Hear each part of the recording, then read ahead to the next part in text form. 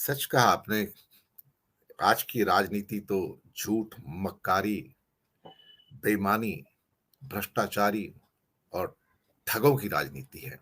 यहाँ पे सच्चे लोगों का कोई काम नहीं है और सब लोग चाहते हैं कि सच्चे लोग आएँ, लेकिन आज ऊपर से लेके नीचे तक अगर आप तलाश करें कोई सच्चा व्यक्ति यहाँ मिले, तो शायद आपको नहीं मिलेगा।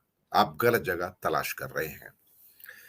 अपने दूसरे मुद्दे पर आते हैं राजेश जी, अर्थनीति। ये किसी भी देश की एक बैकबोन होती है।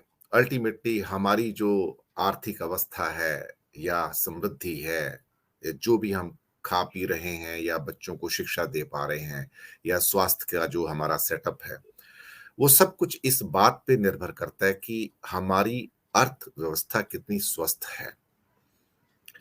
हर चीज को बढ़ा-चढ़ा कर दिखाना, ऐसा दिखाना कि जैसे इससे पहले इस देश में ये घटा नहीं है।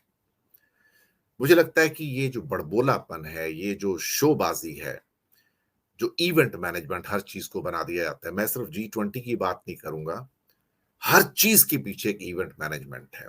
इवन 82 करोड़ लोगों को खाना भी देना हो फ्री का, तो उसको भी एक इवेंट मैनेजमेंट में कन्वर्ट कर दिया गया। ये नहीं सोच पाते कि उसी के द्वारा हमने जो इंटरनेशनल हंगर इंडेक्स है, उसके ऊपर अपनी मुहर लगा दी है, देखा जाए तो कि हाँ, भारत में इतने लोग भूखे हैं, कुपोषित हैं। तो इनडायरेक्टली जहाँ आप उसको कूड़े की टोकरी में फेंकते हैं इंडेक्स को, वहीं आप दूसरी साइड में उसके ऊपर ठप्पा लगा देते हैं कि हाँ, तुम सही हो। पिछले 10 सालों का मनमोहन सिंह का इतिहास देखें, तो उनकी जीडीपी की एवरेज और क्या पैमाना यूज़ करेंगे? जो पैमाना सरकार का उसी को यूज़ कर लेते हैं फिर। जो सर्वविदित है, जो सर्वमान्य है आप सबके सामने, दूसरा तो कोई पैमाना है नहीं जो समृद्धि देश की क्या हो सकती है। तो वो जो मनमोहन सिंह जी का जो जीडीपी का एवरेज था 10 वर्षों का, वो 7.05% था। मोटा-मोटा 7% ले लीजिए। अगर उनके लास्ट के 8 वर्षों का ले लें, जो अगर मोदी जी का 8 साल कंपेयर करना हो, तो वो 6.5% है। लास्ट के 8 वर्षों का मोदी जी का एवरेज 5.5% है।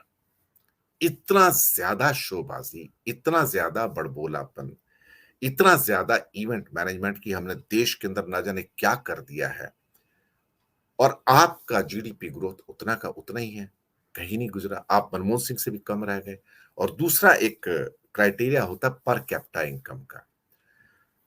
जब मोदी जी आए थे तो $1500 की हमारी पर कैपिटा इनकम थी। हमारा पड़ोसी बांग्लादेश $1200 पे था।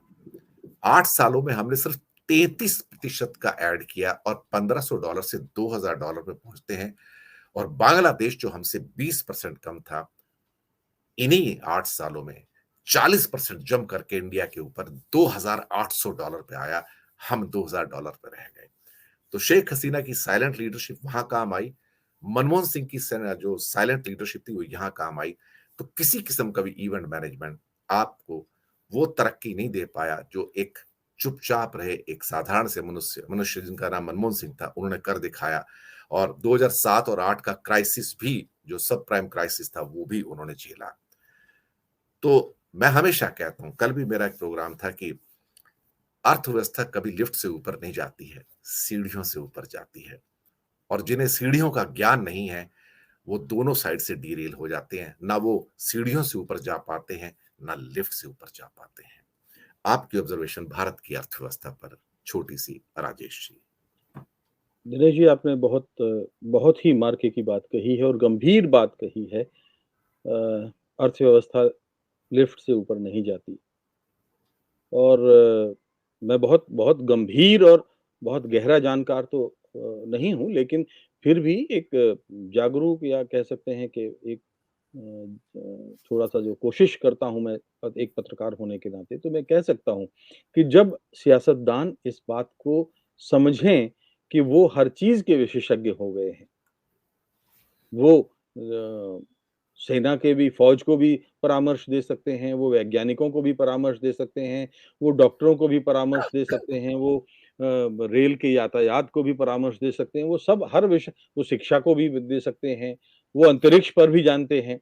जब ऐसा भ्रम अपने ज्ञान को लेकर के हमारे सियासतदानों में हो जाता है, तो मैं बहुत साफ कहना चाहता हूँ कि ये इससे बड़ा देश का नुकसान हो नहीं सकता। इससे बड़ा कोई और दूसरा नुकसान नहीं हो सकता। आपने बांग्लादेश का उदाहरण बताया, मैंने अभी नोटबंदी में तो बताया ही था। आप देखिए कि बांग्ला उससे कितना दोहरा नुकसान हुआ। आपको याद है कि आपने बांग्लादेश को प्याज की कीमतें जब जा रहा था, प्याज निर्यात हो रहा था, तो बांग्लादेश की जो प्रधानमंत्री हैं, जो एक तरह से भारत को दूसरा घर मानती हैं, उनके राजनीतिक जीवन का सफर भारत की सुरक्षा के कारण शुरू हुआ था। उन्होंने कहा कि मैंने प्रधानमंत्री निवास में भारत के प्याज को बंदिश लगा दी है, रोक लगा दी है। तो जब ऐसी स्थितियाँ होती हैं, एक शब्द तो उन्होंने मुझे और कहा था उस मीटिंग में जी, सर, मैं वो भी जी, दर्शकों को याद दिला दूँ। जी, जब वो बोल रही थी, सामने पीयूष गोयल बैठे हुए थे, जो उस टाइम शायद कॉमर्स मिनिस्टर भी थे।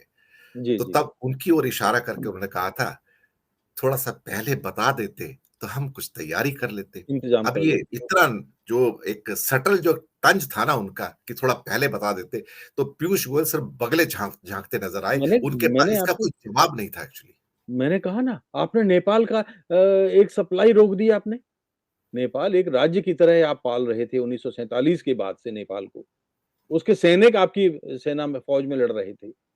आप उसका वो ईंधन दे रहे थे, आप उसको सब्जियाँ दे रहे थे, आप उसको खाना-पीना दे रहे थे, वहाँ के लोगों को रोज़गार दे रहे थे। आपका प्रदेश था एक तरह से वो और आप इस तरह से व्यवहार कर रहे हैं। तभी तो नेपाल छिटका है ना आपसे।